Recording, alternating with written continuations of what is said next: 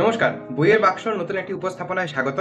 আজকে আমি এমন একটা পত্রিকা দেখাবো যে পত্রিকাটা অনেকদিন ধরে খোঁজার পর শেষমেশ আমি হাতে পেয়েছি। পত্রিকাটা হচ্ছে কিশোর ভারতী। জুন মাসের সংখ্যা। একটা দুর্দান্ত প্রচ্ছদ এবং আকর্ষণীয় সূচিপত্র নিয়ে হাজির হয়েছে এই মাসের কিশোর ভারতী। এবং সূচিপত্রটা দেখার পর থেকেই আমার ভীষণ এক্সাইটমেন্ট ছিল এটা পড়ার জন্য। তো শেষমেশ কালকে আমি পুরুলিয়ার একটি স্টল থেকে এই ম্যাগাজিনটি কালেক্ট করতে পেরেছি।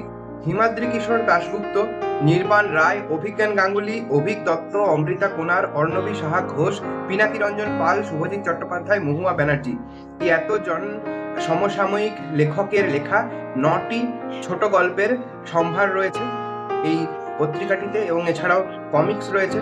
তো অনেক দিন পর আমি কিশোর ভারতী নিজে সংগ্রহ করলাম। মাঝে প্রায় বোধহয় 2-3 মাস তো আমি সংগ্রহ করিনি, কারণ আমার খুব একটা পছন্দ হচ্ছিল না সূচিপত্র।